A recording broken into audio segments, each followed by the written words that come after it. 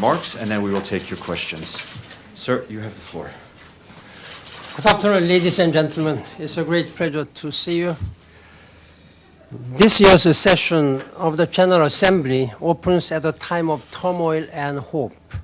Turmoil because conflicts have deepened in so many places and civilians are paying the price. Hope because a historic number of world leaders will gather here at the United Nations to forge solutions and adopt an inspiring new development agenda. It will start with His Holiness Pope Francis, who I look forward to welcoming here on September 25th. His call for climate action and the global ethical mobilization has resounded across the world among people of all faiths. The 2030 Agenda for Sustainable Development embodies the yearnings of people everywhere for lives of dignity on a healthy planet. It shows what member states can achieve when they work together in solidarity. The Addis Ababa Action Agenda, adopted in July of this year, provides a financing framework to implement the new agenda. Now, we look to Paris in December for a universal agreement on climate change. I am encouraged by the phenomenal changes that are underway. New investments in renewable energy and major commitments to reduce harmful greenhouse emissions are putting wind in the sails of climate action. I'm concerned, however, that not enough is being done to keep temperature rise under 2 degrees Celsius threshold. I urge world leaders to raise ambition and then match ambition with action. With the political will and resources, we can transform our future and do more to prevent the kinds of crises we see in far too many places.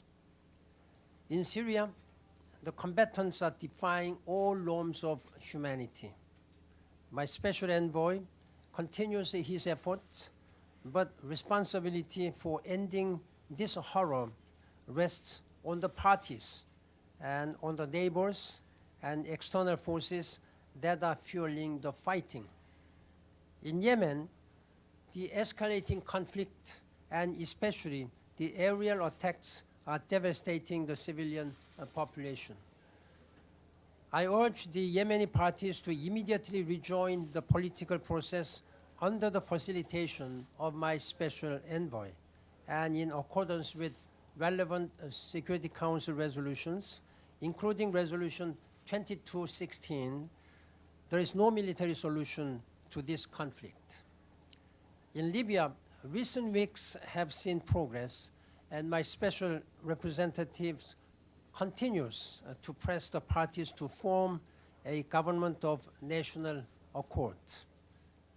A political framework is also critical for urgently putting in place a sustainable security arrangement.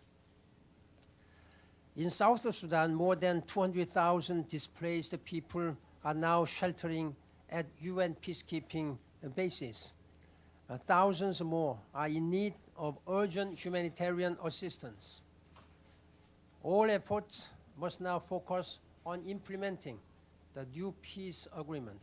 I urge the two leaders to uphold the recent commitments they made to end this brutal conflict.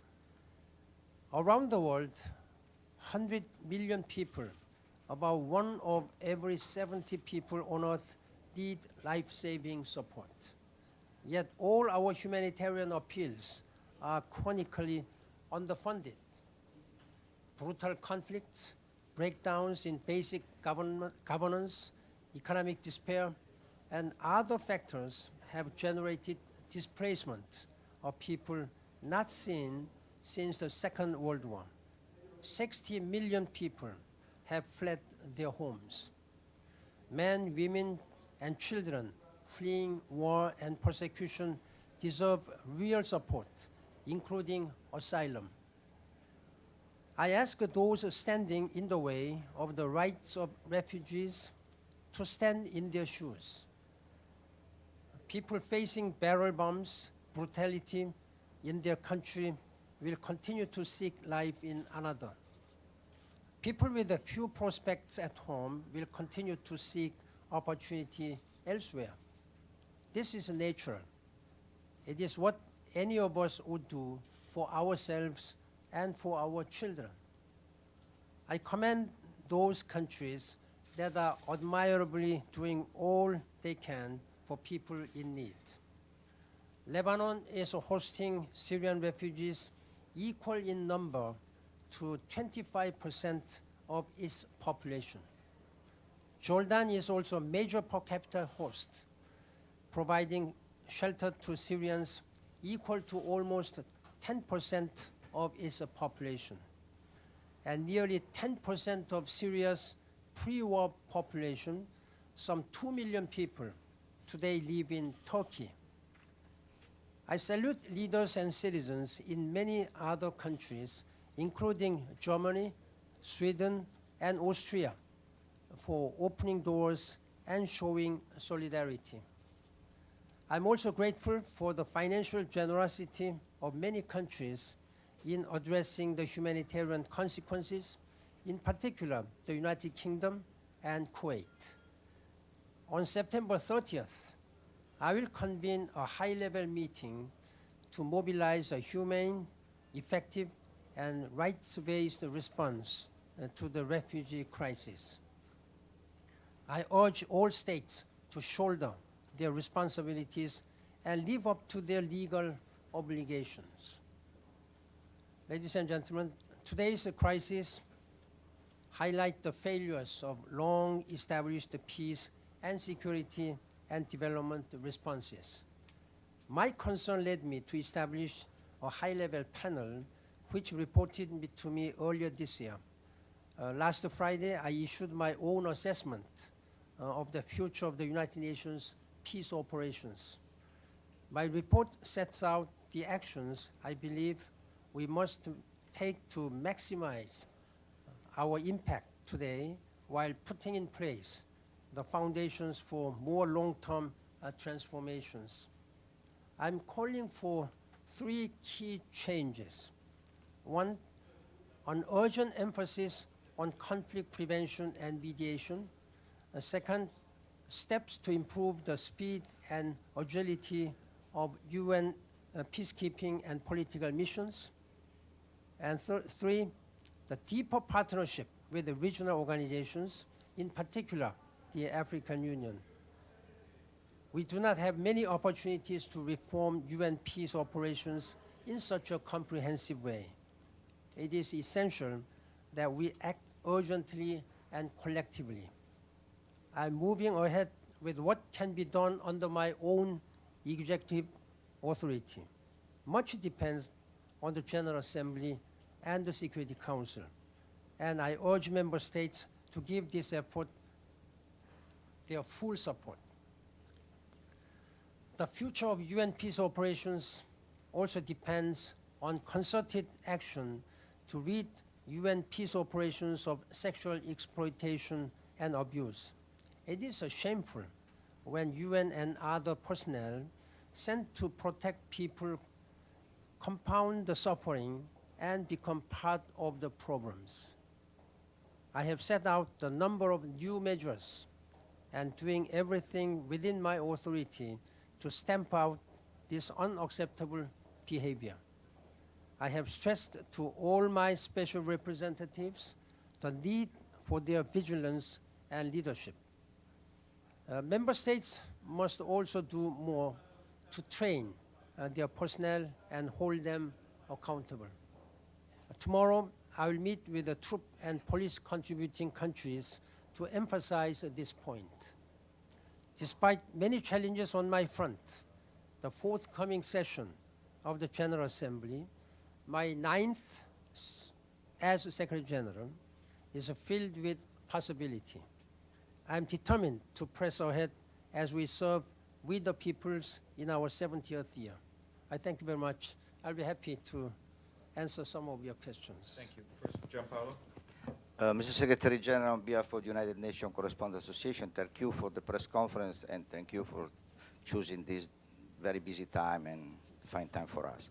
I have two quick questions. One is this, that why UN continue to look impotent in front of the migrant crisis?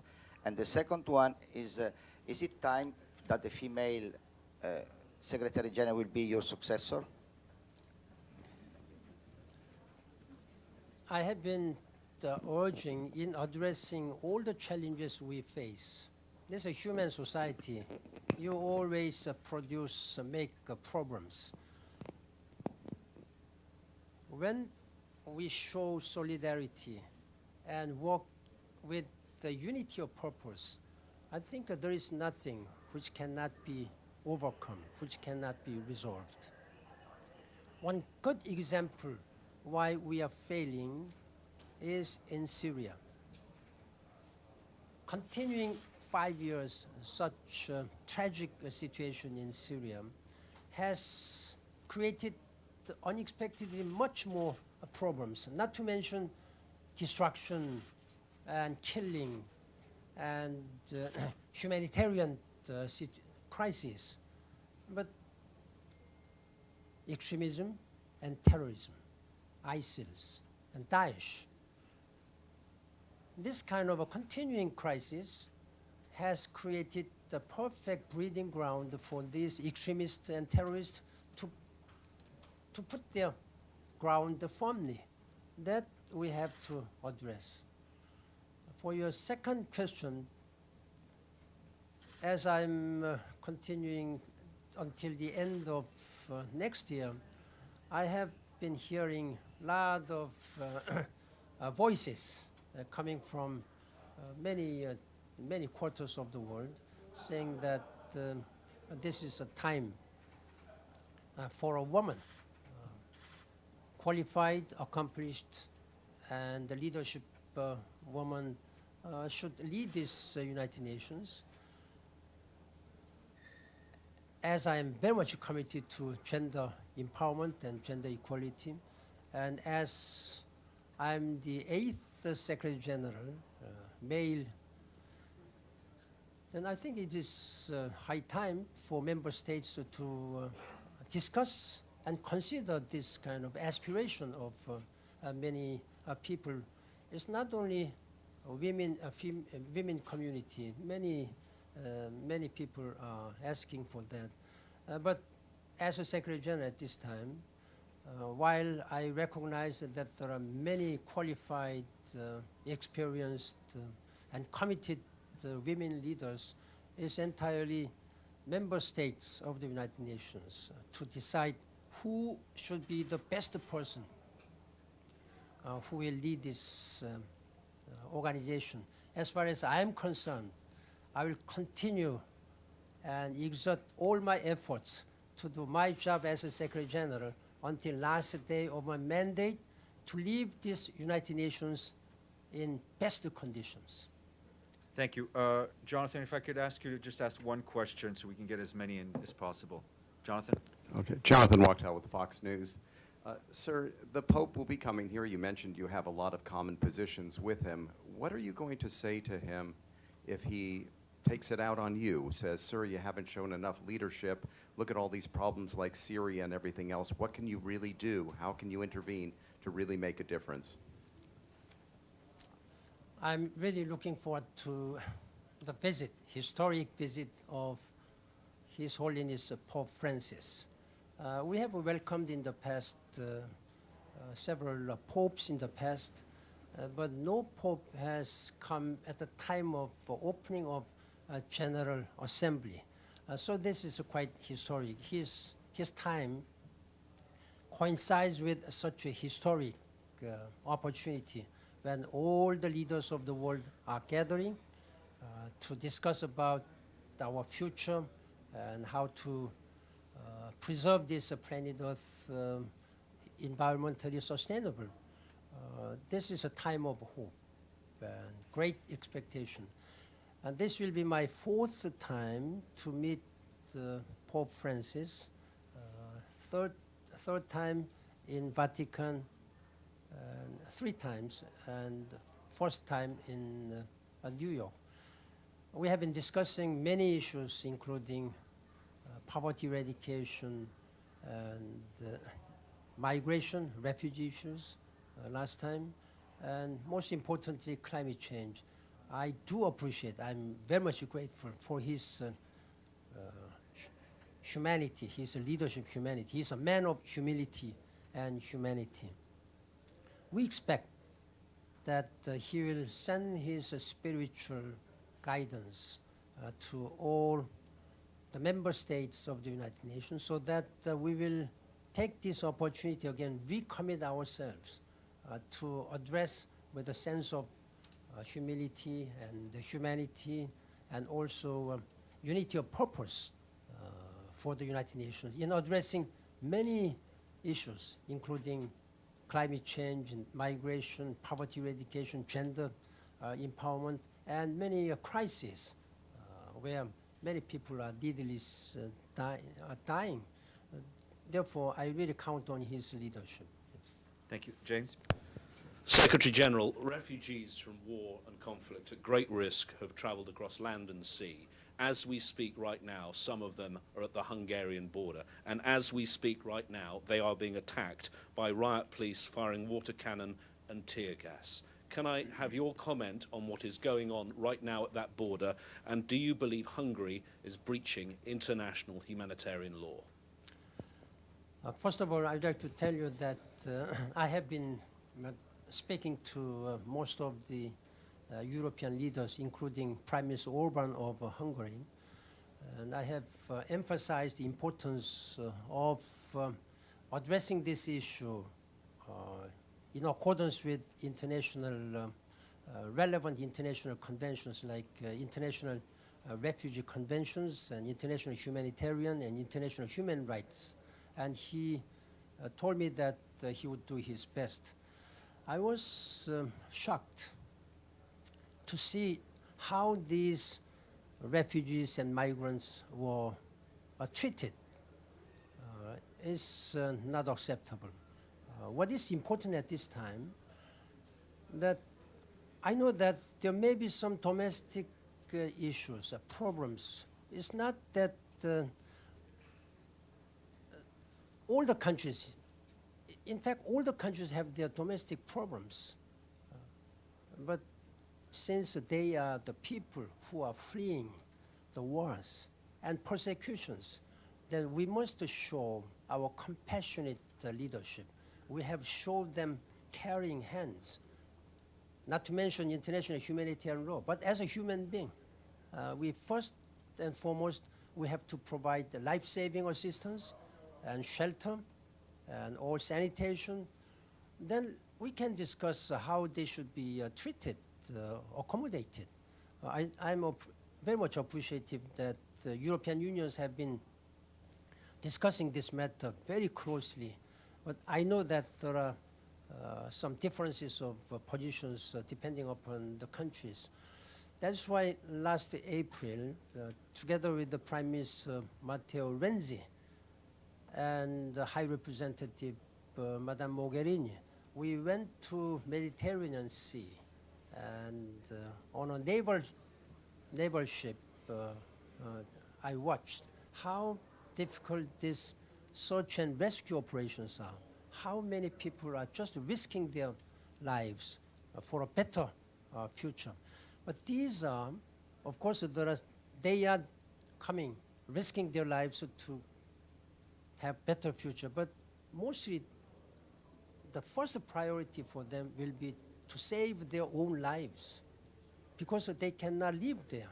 So they must be treated with human dignity and human rights. And that's my consistent message to European and Asian leaders, so wherever this migration and refugees are coming.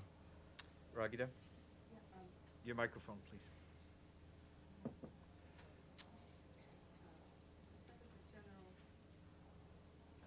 Apologies. I notice you're a 9th assembly. It's my 39th this year. 39, and I just want to ask you to kindly make sure that we, at your press corps, are treated equal to the visiting press corps with the presidents, because we are considered to be yours. I'd like that you consider that and influence DPI decisions accordingly. My question to you is actually inherent in Jonathan's point when he somehow mentioned that, the potential accusation that you have lacked or you're not active in moral leadership on Syria. Do you feel that your hands have been tied by the Security Council members who have now reduced Syria to the issue of ISIS and terrorism? And what can you do, Mr. Secretary General, right now? You have called on everybody else to do something on Syria. What else can you do? Do you agree or disagree that it's time, for example, President Putin said you need to give more arms to the government? Do you agree with that? Is this in the spirit of Geneva, against the spirit of Geneva? Thank you. It's very sad and tragic, and for me it's heartbreaking. As a Secretary General, sometimes I have been thinking how and what can I do to address this issue. We have seen many divisions among the parties. First of all, Syrian people are divided among themselves. The United Nations, particularly the Security Council, is not able to find the unity, particularly among permanent members. Then regional powers, they are also divided, depending upon the countries. This kind of division really made this situation unsolvable. That I deeply regret, why we have not been able to find such solidarity and compassionate leadership and unity of purpose. When Security Council showed solidarity and unity, we were able to deliver very expeditiously. That's good example is investigation on the allegation of chemical weapon use. We were able to take immediate action, and we delivered. Now, second time, we are now going to deliver. We are going to organize this investigation team. I sincerely hope that this kind of solidarity should be shown again. Then what we have seen in the case of Iranian nuclear issues, the P5s and European Union, they have shown perfect solidarity and unity. When I was speaking to all the leaders of this P5 and Iran and the European Union, after this deal was announced, my main message was that now is time for you to show solidarity and unity in addressing a Syrian crisis. I'm going to urge them again. Yeah. But Secretary, the issue is about arming. The issue is about everybody is intervening in Syria in the name of fighting ISIS. And President Putin himself said, we are supporting the government militarily. We will continue to, because this fight is against ISIS and we need that. Is this in the spirit of Geneva, of the resolutions, of what you want, sir? Is this the way you feel that it will be more militarized or useful? What's your opinion? But by this time, everybody should know, including those parties involved, that there is no such military solution. Only political solution through inclusive dialogue can solve this problem. That is why, even though we are not in a position to present any comprehensive framework for solution, last month, together with Stefan de Mistura and I, in July, on July 29th, we presented this idea of establishing working groups, 4 working groups covering all these areas, the political and constitutional issues and safety and protection, and also military and security issues, as well as reconciliation, institution building, and development. Those 4 areas cover all the areas. Of course, we may still lack the political dialogue. We are in the process of this finalizing this, establishing this one during this month. Then we will move ahead in parallel in trying to expanding political space as much as possible. And I'm going to have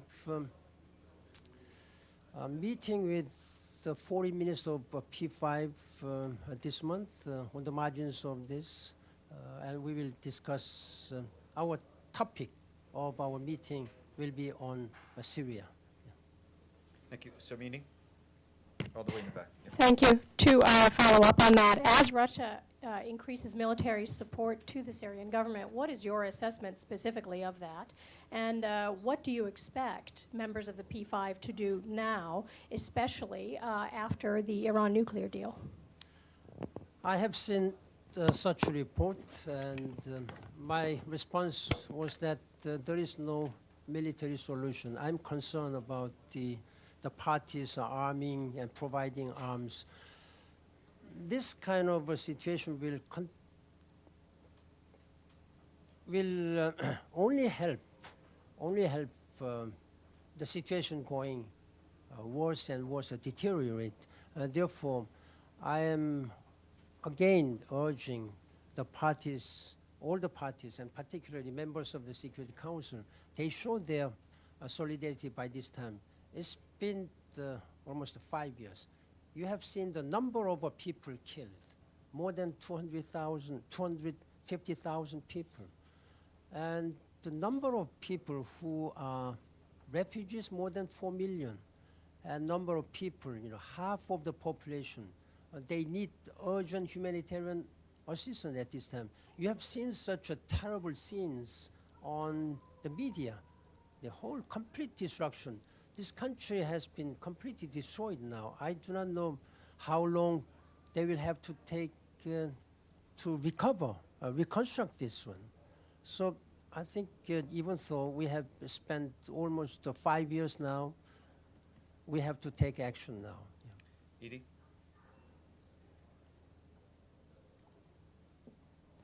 Thank you very much, Mr. Secretary General. Looking back at the last 70 years of the United Nations, this organization was born out of a war. And yet today we're facing the greatest humanitarian crisis, refugee crisis, major conflicts in Africa, the Middle East. People looking back at this would say, well, what has the UN done? Has it done anything? Has it lived up to what it was supposed to be formed to achieve? This is quite a serious question, which may require long answer. But because of a time limit, if I may just say, the United Nations born in 1945, and 70 years now, 2015, United Nations now is a completely different United Nations. And the circumstances and conditions and the level and depth of progress and transformation of this world has been phenomenal. So we are living in a completely different society.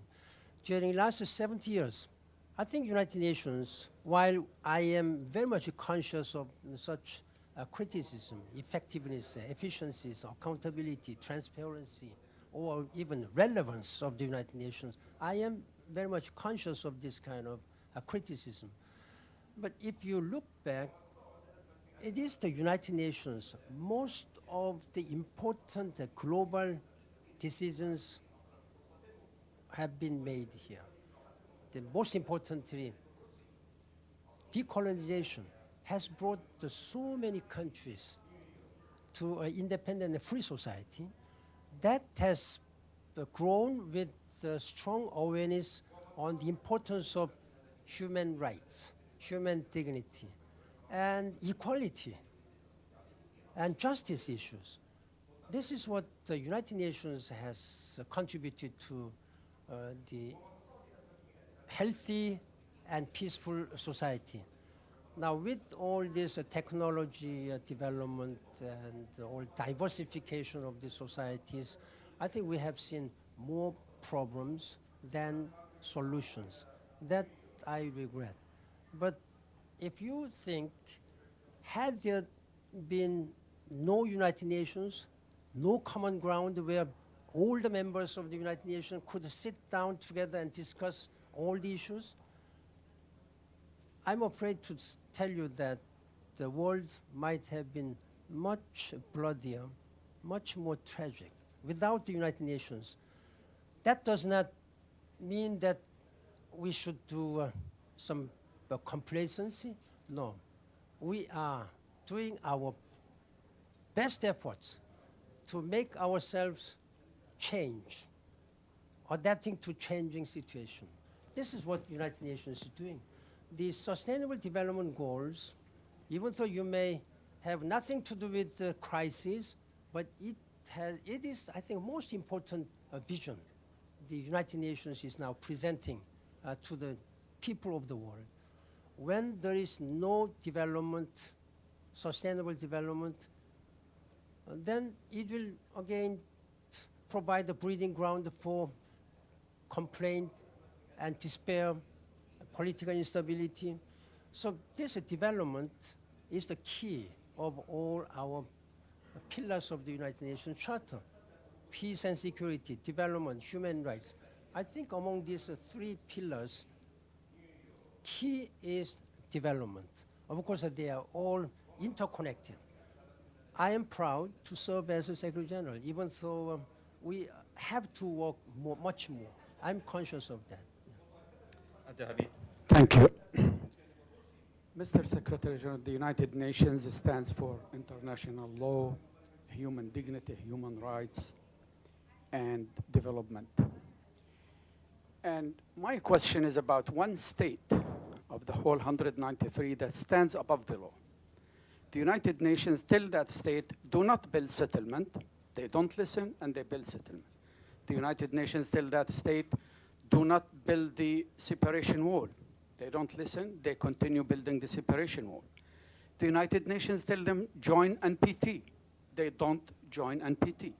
The United Nations tell them, you cannot hold 6,000 prisoners and detainees. They don't listen. The United Nations condemn when they... If I could ask you to find a question mark, please, with respect. No, Thank you. why that state stands out above the law? What can you do to tell that state to abide by the law, by international law? Thank you. The fundamental principle is that all the member states of the United Nations, they have obligation to abide by all the resolutions and the decisions made by the member states. And there is no country above or below. That is a fundamental principle, like human rights. Every human being is equal. All the member states are equal. We have seen some countries who have been late or who have not been implementing or abiding by the resolution.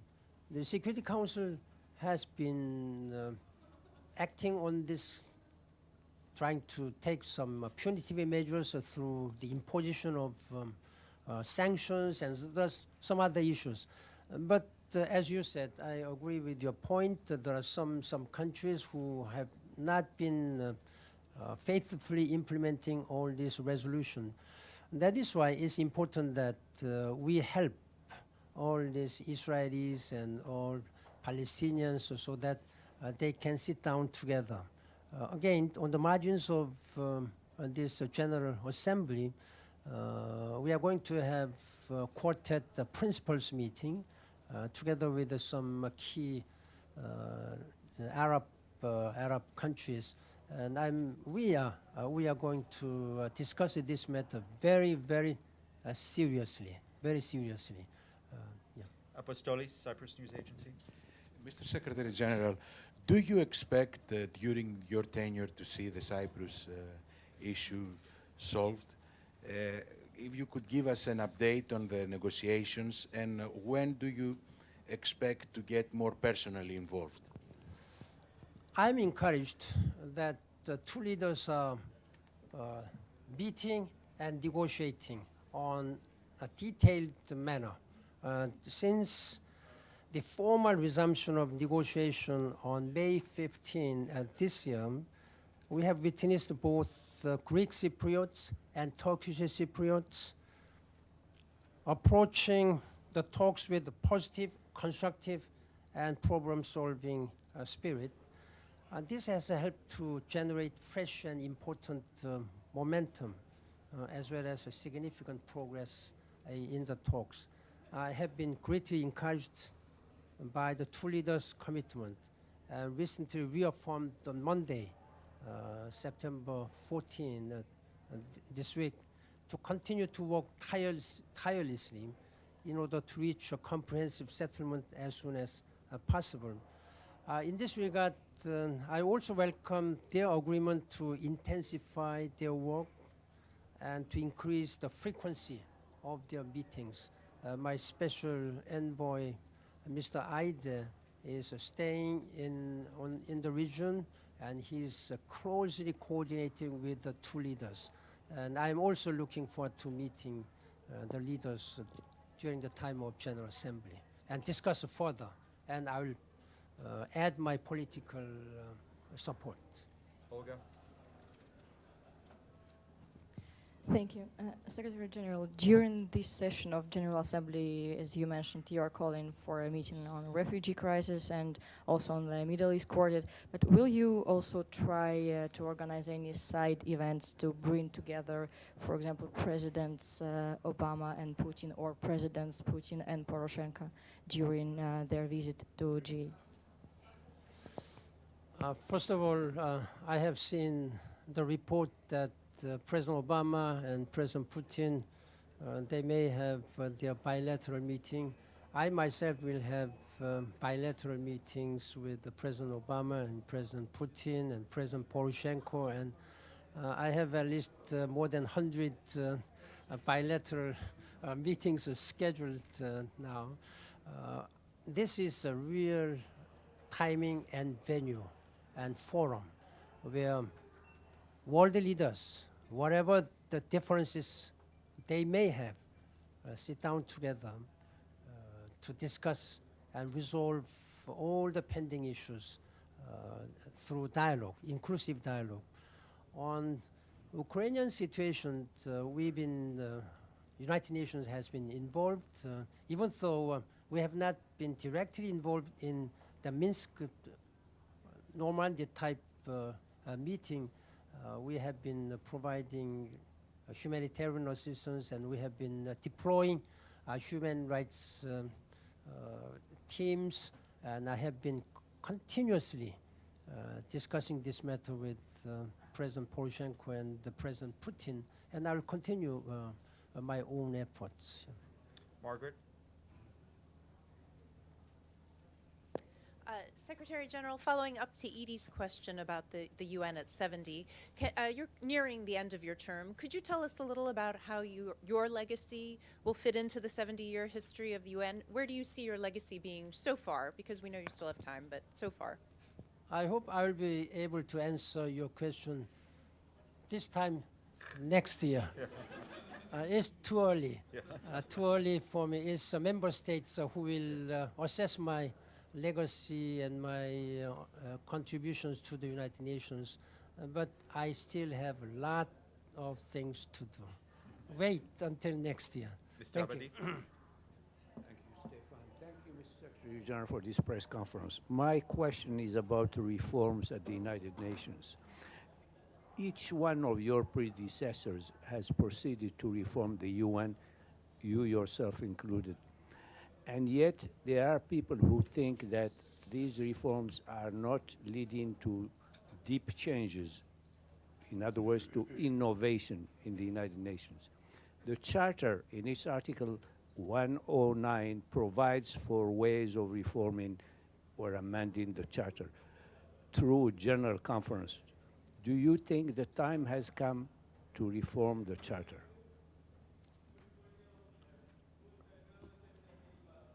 When it comes to reform, we have two issues, two broad issues. One is institutional reform and change management. Institutional reforms are largely in the hands of the member states. Recently, with this 70th anniversary of the United Nations, we have been hearing a lot of voices from member states that we should really accelerate these institutional reforms, including Security Council. In fact, ECOSOC has made good reforms already. Then strengthening or revitalizing the General Assembly. On these two issues, I think member states have made some progress at this time. In terms of revitalizing the General Assembly, recently they have adopted a resolution, particularly in making General Assemblies and selecting and appointing the Secretary General process a more transparent and more representative way. And on Security Council reform, I think I have always favored expanding the Security Council in order to make it more broadly representative and democratic and transparent. The world has changed, and considering such huge, dramatic changes in international community, a Security Council should also be able to adapt to this changing situation. I have taken note the General Assembly have adopted the resolution based on the recommendation of a facilitator on this. I think this is kind of a process, even though it has been taking long and very slow process, is I think the right direction, right direction. When it comes to change management, you will see, again, on the occasion of 70th anniversary, we are now going to launch the Umoja as of November 1st. That will be a phenomenal, again, the transformation when it comes to our working, in a system-wide working. And mobility has already been adopted, agreed by supported by the General Assembly, and it will be put into practice from next year. So we are making a lot of changes in terms of efficiencies and accountability, transparencies of change management of the United Nations. Yeah. Go. Thank you, Mr. Secretary General. There have been some criticism to your visit to A little louder, please. Sorry. Yeah. There have been some criticism to your visit to Beijing, especially for attending the military parade there, that this could be against the UN neutrality or impartiality. How do you respond to that? I have seen some reports coming from Japan. Now, you know my position, therefore, I do not see the need to further comment on what I consider inappropriate statements. Thank you. I'm sorry, we'll give more opportunities later during the GA. Thank you very much. Thank you. Thank you.